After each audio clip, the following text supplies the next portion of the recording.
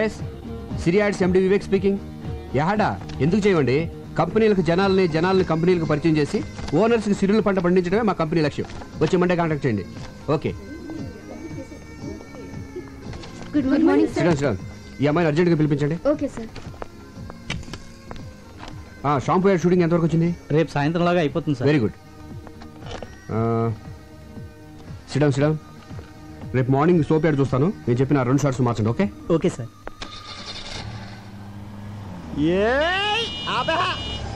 ఈడెవడు ఇక్కడ ఆపాడు? ఒక్క 5 నిమిషాలు వెయిట్ చేయవే, ఆడి దగ్గర మొత్తం డబ్బులు లేకెత్తారా. ఇదేమన్నా పార్కింగ్ ప్లేస్ అనుకున్నావా లేకపోతే నీ బ్యాంక్ అనుకున్నావు? ఒరే సాంబి నువ్వా? అవునరా, నా అవసరానికి డబ్బులు ఇచ్చి అదుకునే థిక్కెస్ట్ ఫ్రెండ్ నా బ్యాంక్ ఆఫ్ వివేకురా. నువ్వు కాబట్టి బతికిపోయావు ఇలా ఆపినందుకు. వేరేడైతే చెప్పుచ్చుకోటేది కాదు వదిలేసేవాడిని. అది సరే సడన్ గా ఊడిపడ్డావేంటి? ఒక అర్జెంట్ గా 15,000 కావాలరా. అంత కష్టమే వచ్చిందిరా నీకు? సుఖపడద్దామని. హాయ్. హమ్ని రే నువ్వు బుక్ చేసుకుంటే నన్ను చూసుకొని కూడా నేను ఆల్రెడీ డ్యూటీ దీపా. నీకు ఇంటర్ ఇస్తున్నట్టుంది. ఇంట్రెస్ట్ ఉందా? చిచి అప్పులు చేసి డబ్బులు ఇలా తగలబెడతావేంట్రా? 15,000 అంటే మాటలా? దీనికి జస్ట్ 5,000. మిగతావి గెస్ట్ హౌస్ లో క్యాండిడేట్ ఉంది, కొంచెం ఫ్రెష్ లే, ఆ మాత్రం రేట్ ఉంటుంది. నీ మొహానికి ఫ్రెష్ క్యాండిడేట్ కూడా ఒకటి. సూర్యచంద్రులు ఫ్రెష్. ఒకళ్ళేమో పొద్దున వస్తారు, సాయంత్రం వెళ్ళిపోతారు. ఇంకోళ్ళేమో సాయంత్రం వస్తారు, పొద్దున వెళ్ళిపోతారు. మనం ఫ్రెష్ అనుకోవట్లా? అలాగే ఈ ఫీల్డ్ అందరినీ ఫ్రెష్ అనుకోవాలి, లేకపోతే రాణించలేము. చూసావా బెదర్ చాలా జిందాబాద్ జిందాబాద్ చెప్పి ఎంకరేజ్ చేస్తున్నారా? ఎంకరేజ్ చేయడం కాదు, ఒకసారి అటు చూడు.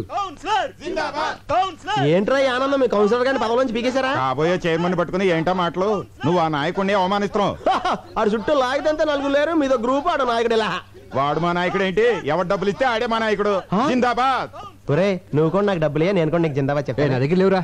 ఒరే నా బాధ అర్థం చేసుకోరా. 15,000 కదా అడిగింది, పైగా పెద్ద యాడ్ కంపెనీకి ఓనర్. రే వేలకు వేలు జేబులో డబ్బులు పెట్టుకుని తిరుగుతారనుకున్నావా? చెక్కులు ఒప్పుకోరా. ఇంటికి రారా బాబు ఇస్తాను. రే డబ్బులు రెడీగా ఉంచు, ఈ లోపు దీనికి బిర్యానీ ప్యాకెట్ ఇచ్చి పంపించేస్తాను.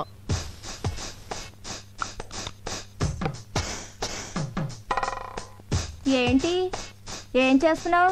ముస్తాబవుతున్నాను. అమ్మగారు మీరా? ఈ క్రీములు పౌడర్లు ఎందుకు రాసుకుంటున్నావు? మా గాడి ఇంటికి వచ్చేసరికి ఆడది నీట్ గా స్వీట్ గా రెడీ అవ్వాలి కదమ్మా. వచ్చేది నా మగుడు, మధ్యలో నీ ముస్తాబేంటి? పని మనిషి దొరకడం కష్టం అవడంతో నీతో భరిస్తున్నాను. వెళ్ళి పని చూసుకో. ఏంటి ఇది? కిటికీల జాకెట్ అమ్మా. కిటికీలు, ఏసీలు, ఎయిర్ కూలర్లు. మగాళ్ళుండే ఇల్లే ఇది. చూడు, ఒళ్ళొంచి పంచేయి, ఒళ్ళు కనపడేలా పంచేయకు. వెళ్ళు. ఏవైనా నా జాగ్రత్తలో నేను ఉండాలి.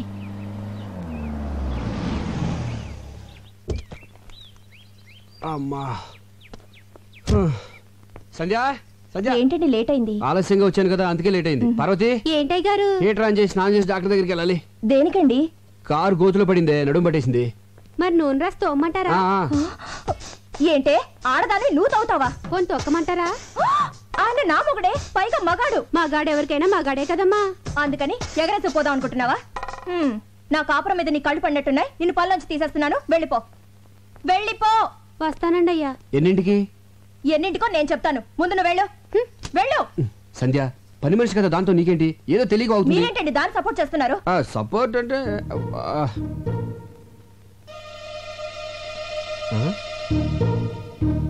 ఈ రేకులేంటి? గులాబీ రేకులు.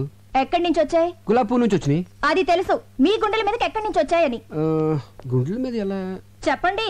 ఇంత సడన్ గా అడిగితే ఎలాగే గుర్తెచ్చుకొని? ఆహా, గుర్తు తెచ్చుకోవాల్సిన అంత కథ ఉందన్నమాట. ఈ గ్యాప్ లో స్టోరీ అల్లేసి అబద్ధం చెప్పేద్దామని. ఇప్పుడు గుర్తొచ్చింది. ఇవి మన వార్డు కౌన్సిలర్ మీద వేసిన రేకులు. గాలికి ఎగురించి నా మీద పడి దేవుడి మీద అలా నిలబడి చూస్తావు. చెప్పరా? 20,000 అయితే కౌన్సిలర్ అని చెప్తే లేకపోతే అమ్మాయిని చెప్పేస్తా. 15,000 అని చెప్పావు. ప్రాబ్లం అమ్మాయి కదరా. ఎవరికి? ఇద్దరికేంటి?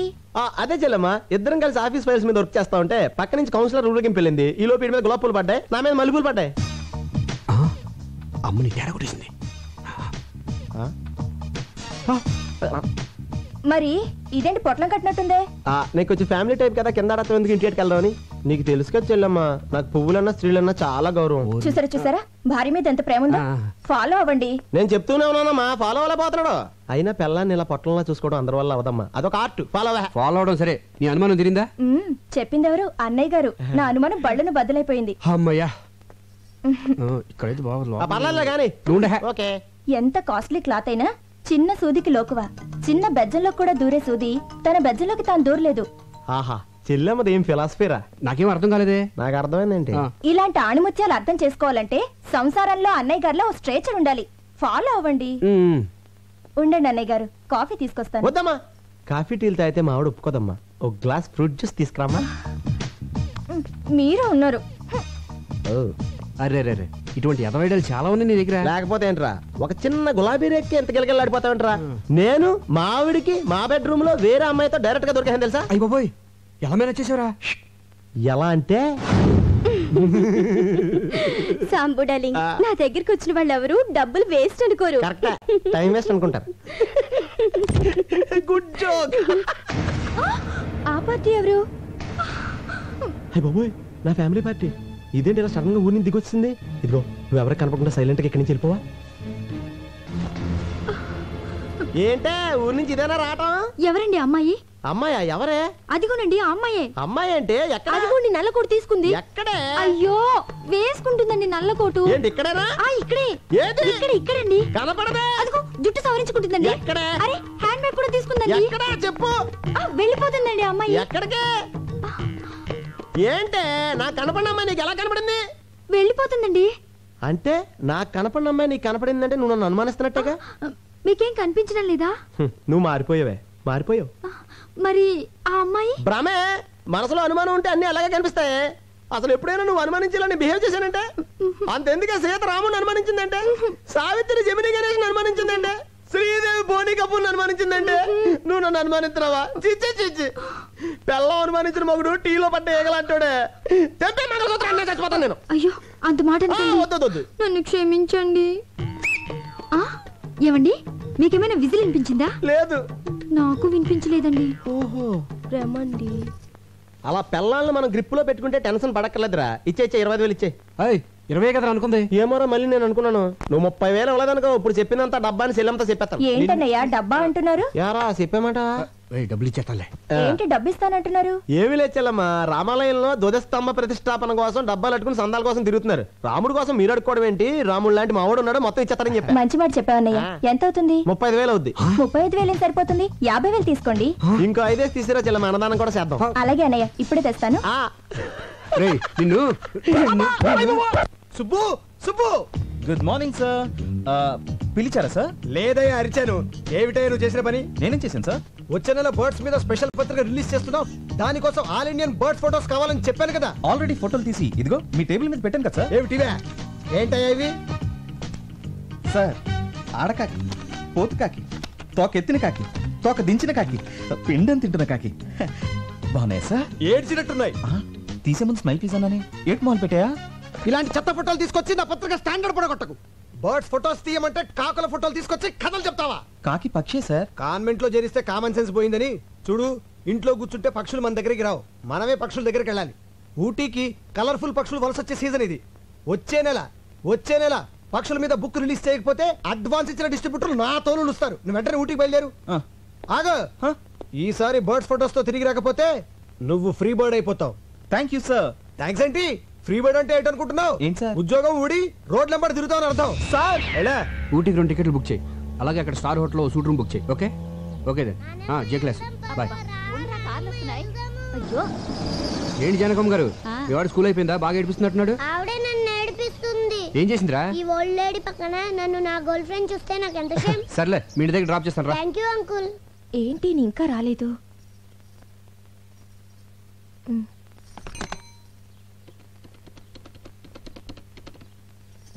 హలో, ఏంటా చిలిపని?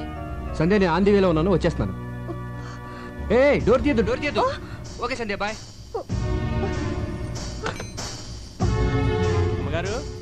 అమ్మగారు, ఏంటది? చీరమ్మా. నేనేం తెమ్మలేదే. అయ్యగారు తెమ్మన్నారమ్మా. ఆఫీస్కి రమ్మన్నారు. ఆయన అక్కడ లేకపోతే ఇంటికి వచ్చాను. ఇచ్చి వెళ్ళానని చెప్పండి అమ్మా. అలాగే వస్తానమ్మా. నేను ఇంట్లో ఉంటే ఆఫీస్కి ఎందుకో? పైగా నేను కట్టుకునేది ఈ టైప్ కూడా కాదే.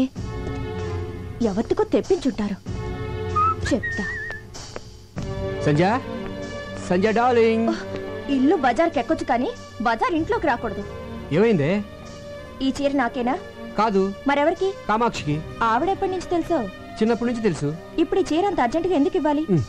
నీకు పిల్లలు పుట్టట్లేదు కదా, అందుకని. అయిపోయింది, నా జీవితం సర్వనాశనం అయిపోయింది. సంజయ్. సెటప్ పెట్టేసుకున్నారన్నమాట. ఏంటి వాగుడు? మనకు పిల్లలు పుట్టాలని కంచి కామాక్షమికి చేరబెడతాను మొక్కున్నాం కదా ఆర్డర్ ఇచ్చి తెప్పించానే. అయ్యయ్యో పవిత్రమైన దేవతకని చీర తెప్పిస్తే అర్థం చేసుకోకుండా అడ్డుపడిపోయానండి. నన్ను నేనే ఇదిగో సంధ్య, కొట్టుకోవాలి. నేను చెప్పేది- మీరు కూడా నన్ను కొట్టండి. పర్వాలేదు, ఇదిగో కొట్టండి. రా చెప్తాను. చూడు సంధ్య, నీకేమో నా మీద వల్లమల్లిన ప్రేమ. మిస్టేక్ ఏంటంటే అభిమానం పెంచుకోవాల్సింది పోయి అనుమానాలు పెంచుకుంటావు. అసలు నీకెందుకే నా మీద అంత అనుమానం? నేనేమో యావరేజ్ గా ఉన్నాను, మీరు ఎక్సలెంట్ గా ఉంటారు. అందుకే అమ్మాయిలంతా ఈజీగా పడిపోతారు. నేను పడ్డట్టు. మధ్యలో ఈ ఫోన్ ఒకటి. ఫోన్ అంటే గుర్తొచ్చింది. ఇందాక నేను ఫోన్ చేసినప్పుడు ఎక్కడ ఉన్నారు? రోడ్డు మీద కారులో ఉన్నాను. కాదు, లాడ్జ్ లో రూమ్ లో ఉన్నారు. అది ఒక అమ్మాయితో. అందుకే డోర్ తీయద్దు అన్నారు. అమ్మని కార్ డోర్ కి లాడ్జ్ డోర్ కి గొప్ప లింకేసేవే.